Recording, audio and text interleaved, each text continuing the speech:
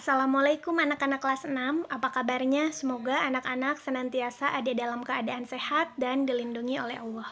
Pada pertemuan kali ini kita akan membahas mengenai Asmaul Husna. Asmaul Husna sendiri artinya adalah nama-nama Allah atau sifat-sifat Allah yang baik atau indah. Jumlah Asmaul Husna semuanya ada 99. Pada pertemuan kali ini kita akan membahas Asmaul Husna Al-Ghafur dan Al-Afu. Pertama, kita akan membahas mengenai Al-Ghafur. Al-Ghafur artinya yang maha pengampun. Allah memiliki sifat Al-Ghafur yang maha pengampun. Allah selalu mengampuni dosa-dosa ataupun kesalahan hambanya selama hambanya memohon ampunan kepada Allah. Sebagaimana Allah berfirman dalam Quran Surat An-Nisa ayat 106, Faqalallahu ta'ala fil Qur'anil Karim, a'udzubillahi minasyaitonirrajim, wastaghfirullah, dan meminta ampunlah kepada Allah, innallaha kana ghafurur rahima, karena sesungguhnya Allah maha pengampun lagi maha penyayang.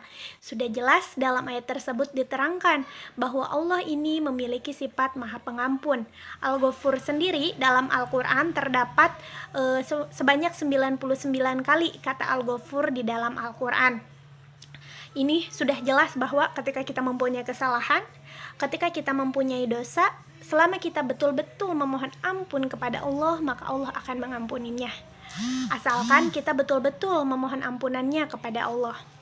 Diceritakan pada zaman dahulu, kaum Nabi Nuh mengalami musibah, yaitu kemarau yang sangat panjang dan juga paceklik. Pada zaman Nabi Nuh ini Allah menurunkan bencana berupa musim kemarau. Pada saat itu hujan tidak turun. Bukan main-main, bukan hanya sehari 2 hari, tapi selama 7 tahun hujan tidak turun. Sehingga banyak sekali orang-orang yang mati kelaparan. Mengapa? Ya karena tidak ada hujan. Kalau tidak ada hujan otomatis tumbuhan kering, kemudian hewan pun mati. Kelaparan dan sumber-sumber mata air seperti sungai pun kering, sehingga banyak orang yang mati kelaparan. Bencana alam ini diturunkan oleh Allah. Mengapa? Yaitu akibat kelalaian umat Nabi Nuh. Mereka senantiasa berbuat dosa, mereka itu senantiasa berbuat maksiat, tapi tidak mau memohon ampunan kepada Allah. Jika kita menginginkan agar doa kita dikabulkan oleh Allah, maka kita harus senantiasa memohon ampun kepada Allah atas segala dosa yang telah kita perbuat. Jika dahulu kita menyaksikan umat Nabi Nuh ini mengalami paceklik, sekarang juga umat tak berbeda.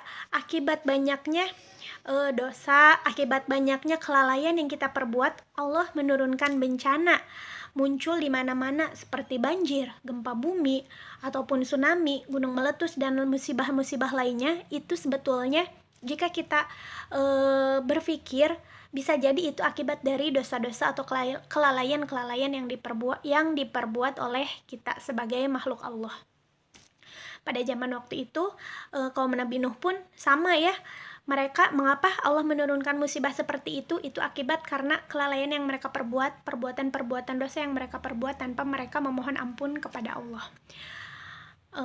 Bagaimana nih kalau misalkan kita mau berdoa kepada Allah agar dikabulkan, agar Allah memohonkan ampunan betul-betul kepada kita? Caranya satu, tadi memohon ampun kepada Allah dengan sungguh-sungguh, bertaubat dengan sungguh-sungguh, maka insya Allah akan mengabulkan doa kita dan kita akan dihindarkan dari musibah ataupun dari hal-hal yang tidak baik bagi kita jika kita senantiasa memohon ampun kepada Allah. Tapi betul-betul tidak hanya di bibir saja, betul-betul menyesali atas perbuatan atau dosa yang telah kita lakukan.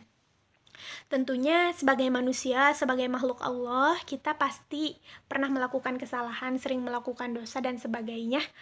Namun tugas kita adalah berusaha untuk tidak melakukan hal-hal tersebut, dan perbuatan-perbuatan atau kelalaian-kelalaian yang telah kita perbuat, mari kita mohon ampun kepada Allah agar Allah mengampuninya, agar doa kita dikabulkan, agar kita pun terhindar dari hal-hal yang tidak kita inginkan. Karena Allah pasti mengampuni kesalahan-kesalahan yang telah diperbuat oleh kita asalkan kita memohon ampun betul-betul kepada Allah dan berjanji untuk memperbaiki diri kita di kemudian harinya dan tidak mengulanginya lagi.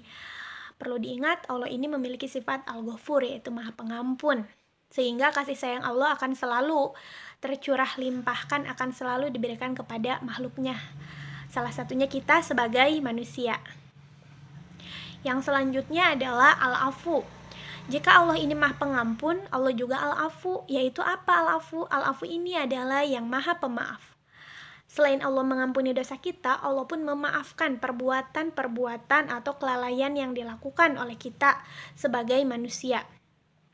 Jika kita memiliki salah kepada sesama manusia, tentunya manusia ini ada yang mau memaafkan, ada yang tidak.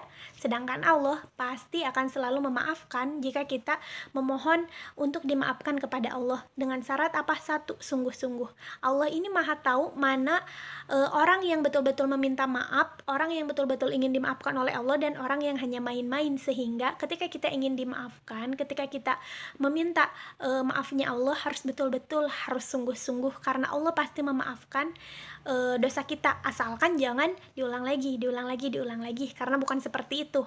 Ketika kita meminta maafnya Allah, maka kita berjanji untuk memperbaiki kesalahan-kesalahan yang kita lakukan, untuk berjanji meninggalkan kesalahan-kesalahan yang kita lakukan.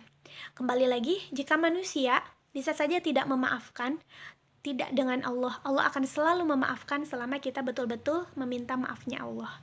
Jadi bersanding ya, Al-Ghafur, Allah itu mengampuni, selain mengampuni, Al-Afu, Allah juga memaafkan. Itulah kebesaran yang dimiliki oleh Allah. Sifat-sifat yang dimiliki oleh Allah itu sebagai bentuk kasih sayangnya Allah kepada makhluk-makhluk Allah. Salah satunya kita sebagai manusia yang diberikan kelebihan oleh Allah, kelebihan untuk bisa berpikir, karena kita diberikan akal oleh Allah.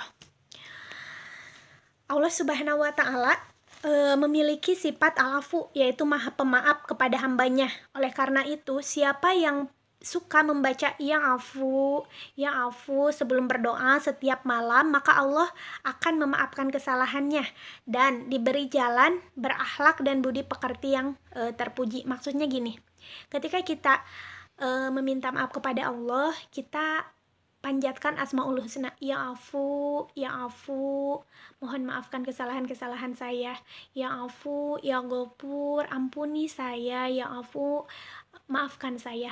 Jadi ketika kita semua ingin berdoa, anak-anak ingin berdoa, ingin dimaafkan oleh Allah, yuk kita baca Asmaul Husnanya sesuai dengan sifat Allah. Ketika kita ingin dimaafkan, ya afu, tolong maafkan kesalahan-kesalahan saya, ya Ghafur, tolong ampuni dosa-dosa saya. Maka Allah ini senang kepada hambanya yang berdoa dengan menyebut asma Allah, dengan menyebut Asmaul Husna, sifat-sifat Allah. Allah akan menyayangi kita dan Allah senang dengan orang-orang yang berdoa seperti itu. Sedangkan dalam Al-Quran, kata al-afu muncul sebanyak 5 kali. Semuanya merupakan sifat Allah. Orang yang berzikir dengan nama al-afu ini akan diberikan oleh Allah akhlak yang terpuji, akhlak yang baik. Kan ya afu, maafkan kesalahan-kesalahan saya, maka Allah akan menghadirkan kepada kita sifat-sifat yang baik. Kan kita berjanji untuk tidak mengulanginya lagi, maka Allah akan melindungi kita dengan cara dihadirkan sikap-sikap yang baik. Dan kita dihindarkan dari perbuatan dosa, sehingga tidak mendapat siksa. Dengan syarat tadi, kita bersungguh-sungguh meminta maaf kepada Allah dan berjanji untuk tidak mengulanginya lagi, maka Allah akan menghindarkan kita dari perbuatan-perbuatan dosa. Salah satu doa yang sangat dianjurkan, contohnya apabila ketika bulan Ramadan, membaca doa seperti ini, Allahumma innaka afuwun tuhibbul afwa fa'fu anni, yang artinya, ya Allah, sesungguhnya engkau maha pemaaf yang menyukai permintaan maaf, maka maafkanlah aku. Biasanya doa ini dibaca ketika 10 hari terakhir di bulan Ramadan. Ini merupakan bentuk permintaan maaf kita kepada Allah. Karena mengapa kita meminta maaf kepada Allah? Karena kita memiliki banyak sekali kesalahan, banyak sekali dosa, ataupun berbuat lalai seperti itu, dan Allah akan senantiasa memaafkan asalkan kita betul-betul meminta maaf kepada Allah sambil berdoa juga menyesali perbuatan kita serta bertekad untuk tidak mengulanginya lagi. Contohnya nih, dalam kehidupan sehari-hari, ketika ada teman yang mengejek kita, apakah kita harus mengejek balik teman tersebut? Tentunya tidak. kita pun harus meneladani Asmaul Husna Al-Afu ini. Kita jangan balik mengejeknya, lebih baik kita diam, maafkan, ataupun ditegur saja, jangan balik mengejek. Karena Allah pun ketika kita berbuat kesalahan, Allah tidak lantas murka kepada kita, tapi Allah memaafkan kita. Seperti itu. Anak-anak, sekian yang dapat disampaikan. Sampai jumpa pada pertemuan selanjutnya. Jika ada yang tidak dimengerti, silahkan ditanyakan ya. Semoga menjadi ilmu yang bermanfaat. Wassalamualaikum warahmatullahi wabarakatuh.